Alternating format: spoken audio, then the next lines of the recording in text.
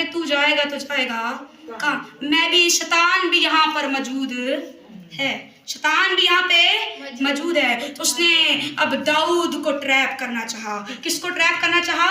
दाऊद को, क्योंकि ज़ानिया कीमती जानों का शिकार करती। दाऊद क्या था? कीमती जान। लोग उसकी तारीफ करते, मेरा खुदा भी उसकी तारीफ करता। मेरा खुदा कहता मेरे दिल के मुआफिक दाऊद मुझे मिल गया, जो मुझे चाहिए था, जैसी मैं एक्सपेक्टेशन रखता था, वैसा ही मेरा खादम, वैसा ही मेरा बंदा मुझे मिल गया। एक बात याद रखिएगा, आप दाऊद से भी ज्यादा कीमती हैं, आप दाऊद से भी ज्यादा कीमती हैं। यीशु मसीह ने दाऊद के लिए खून नहीं बहाया, मेरे यीशु मसीह ने खून आप लोगों के लिए बहाया, मेरे गुनाहों के लिए बहाया। वो कुर्बानी गाह का बरा मेरे और आपके गुनाहों के लिए बन गया। वो दाऊद के लिए सलीब पे नहीं चढ़ा था, उसने दाऊद के लिए एक कम 40 कोड़े नहीं खाए थे, उसने दाऊद के लिए रसवाई जिल्लत बर्दाश्त ना की थी, उसने मेरे और आपकी खातिर क्या बर्दाश्त की थी? जिल्लत और रसवाई बर्दाश्त की थी। तो दाऊद मेरे और आपसे ज्यादा कीमती नहीं है। जानिया उसके पीछे लगा, जानिया आपके पीछे भी हर टाइम लगा रहता है। याद रखिएगा, जब आपके घरों में लड़ाइयाँ पड़ जाती हैं, छोटी छोटी बात पे हस्बैंड वाइफ की लड़ाई होती है, जानिया एक और काम करता है कि जब वो रिश्तों को बर्बाद करने की क्या रखता है? ताकत रखता है। वो चाहता है कोई घर बसे ना, वो चाहता है कि हर एक घर, हर रिश्ता टूटता हुआ नजर आए। जब रिश्ते टूटना शुरू हो जाते हैं, जब घर टूटना शुरू हो जाते हैं, तो याद रखिएगा कि जानिया ने आपके घर को, आपके दिलों को, आपकी रूहों को अपने कब्जे में क्या कर लिया है? कर लिया। अब इससे कब्जे में बाहर कैसे निकलना है? वो रसूल बयान करता है कि ईमान की ऐसी सिफर लगा और क्या कर, आयात को पूरा करें, ईमान की ऐसी सिफर लगा और अपने हाथ में डाल ले तो इब्लीस तुझसे भाग जाएगा।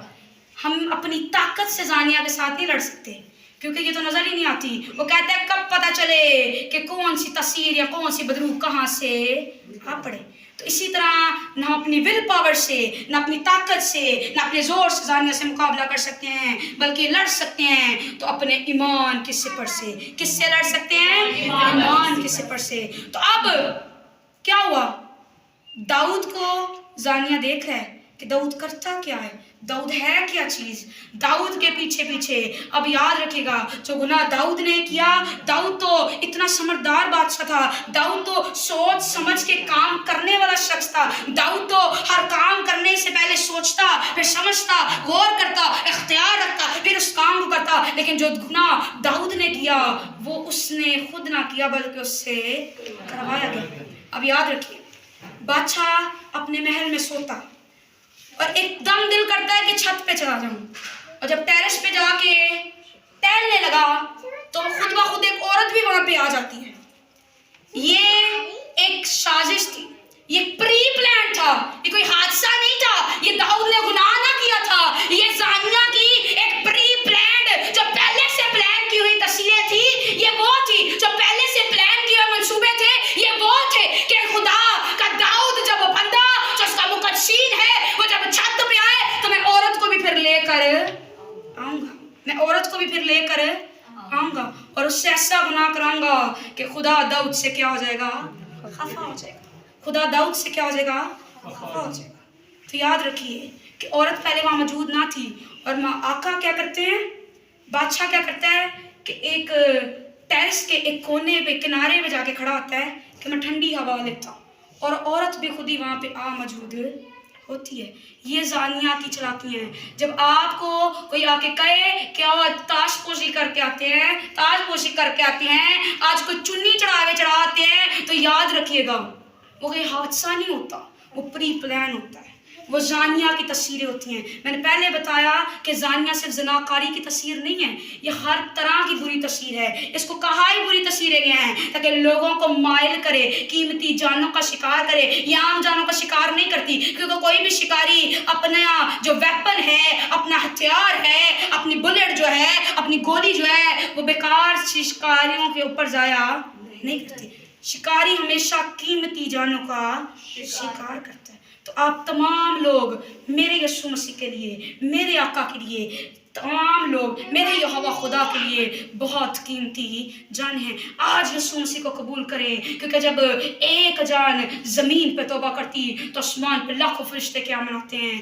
خوشی مناتے ہیں۔ آج ایمان کے سپر لگائیں۔ وہ کہتے ہیں اگر ایمان کے ساتھ عمل نہ ہو تو ایمان اپنی ذات میں کیا ہے؟ مردہ۔ آج ہماری کلیسیا میں ایمان بڑا ہے لیکن عمل کوئی نہیں ہے۔ کلیسیا میں ایمان بڑا ہے لیکن عمل نہیں ہے۔ وہ 12 سالہ لہو بہاتی کا واقعہ تو آپ کو یاد ہوگا کہ اس کے اندر ایمان تھا۔ وہ میرے آقا کی شہرت کے بارے میں، ہستی کے بارے میں جانتی تھی۔ اس کو معلوم تھا کہ وہ بڑے بڑے معجزات کرتا ہے۔ اس نے یائر کی بیٹی کو زندہ کیا، اس نے نائن شاہ بیوہ کے بیٹے کو زندہ کیا، اس نے 4 دن کے مردے لازر کو زندہ کیا۔ اور یہودیوں کا کیا عقیدہ تھا کہ صرف 3 دن کے مردے کو زندہ کیا جا سکتا ہے، چوتھا دن کا مردہ کوئی بندہ ادھر دنیا میں ایسا نہیں پیدا ہوا چوتھا دن کا مردہ بھی زندہ کر کے دکھائے، کیونکہ یہ ایمان ان کا عقیدہ ہے کہ چوتھے دن روح جو ہوتی ہے وہ آسمان پہ روانہ ہو جاتی ہے اور وہاں سے بلانا بہت مشکل ہے۔ صرف اس سچویشن میں بلایا جا سکتا ہے جو بندہ بڑا پاور رکھنے والا ہو، جو بندہ بڑی پہنچ رکھنے والا ہو، وہ روح کو اوپر سے بھی کھینچ کے دوبارہ جسم میں ڈال کے اس کو زندہ کر سکتا ہے۔ تو میرے آقا نے تو 4 دن کا مردہ بھی، اس نے کہا اے لازر اٹھ قبر سے باہر نکل، تو 4 دن کا مردہ میرے آقا کے قدموں میں آ کے گر پڑا۔ ایسی شان تھی میرے آقا کی، ایسی کام تھے میرے آقا کے۔ تو جب ایسا ایمان، جب کیونکہ ایمان سننے سے پیدا ہوتا اور سننا مسیح کے کلام سے، جب ہم the word of the God کو سنتے، جب لڑے بلفانی لسانی کلام کو سنتے تو ہمارے اندر ایک ایمان کی ڈال پیدا ہوتی ہے۔ کیا پیدا ہوتی ہے؟ ایمان کی ڈال۔ تو 12 سالہ لہو بہاتی کے اندر بھی ایک ایمان پیدا ہو گیا تھا، لیکن وہ ایمان نہیں کرتی تھی، وہ ڈرتی تھی لوگوں سے، معاشرے سے ڈرتی تھی کہ لوگ مجھے کیا کہیں گے، وہ تو مرد خدا ہے، وہ ایک مرد خدا بھی ہے۔ مجھے ہر ایک سے پوچھتا بتا تیرا مرض کیا ہے، تو میں اس کو کیا بتاؤں گی کہ میرا مرض کیا ہے، کہ میں 12 سالہ سے لہو بہاتی ہوں۔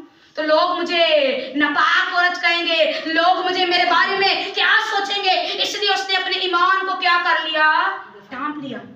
اور جب پھر دوبارہ خدا کی شہرت کے بارے میں سنا تو پھر اس نے چاہا کہ میں اعمال بھی اب کر کے ہی دکھاؤں گی، میں چپکے سے جاؤں گی، اس کے پلوں کو چھوں گی اور اچھی ہو جاؤں گی۔ اور ایسی بھیڑ میں سے وہ گزری کہ اس نے آقا کی یہودیوں کا لباس ایسا تھا کہ ان کے لباس کے نیچے داغے لٹکتے تھے، اور اس نے اس کو چھوا اور اس کی دم اچھی ہو گئی۔ اور وہ کہتے ہیں، تاریخ بیان کرتی ہے کہ وہ اپنی بیماری کی سبب سے اتنی لاکڑ تھی کہ کبڑی ہو چکی تھی، اس کا چلنا بھی کیا ہو گیا تھا، مشکل ہو گیا تھا۔ تو جب اس نے میرے آقا کو چھوا تو بالکل اچھی ہو گئی، اس کا لکڑ پن، اس کا کبڑا پن بھی یسوع ناصری کے نام سے جاتا رہا۔ تو میرے آقا نے کیا، وہ بھاگ گئی، اور میرے آقا نے کہا مجھے کسی نے چھوا ہے۔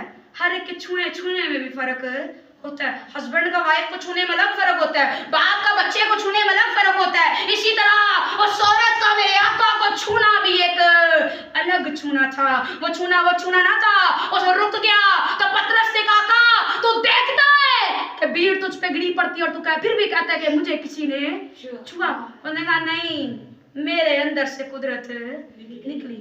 یاد رکھیے گا، جب آپ کے اندر ایمان کی سپر ہوتی ہے، آپ کے اندر روح ہوتا ہے، آپ کے اندر خدا موجود ہوتا ہے، تو جب آپ کسی کے لیے دعا کرتے ہیں تو آپ کو اپنا ہلکا لگنا شروع ہو جاتا ہے، کیونکہ آپ کی قدرت اس میں ٹرانسفر ہو جاتی ہے۔ اسی طرح میری آقا کی قدرت اس عورت میں چلی گئی تھی، اس نے ایمان کے ساتھ عمل بھی کر کے دکھایا۔ آج ایمان کے ساتھ عمل کریں، ایمان کی سپر لگائے، تاکہ زانیہ کیا، جتنی بھی دنیا کی بری تصویریں ہیں آپ سے دور بھاگ جائیں۔ تو خدا ان کے پاک کلام کا پڑھاؤ اور سب کے لباس پر خدا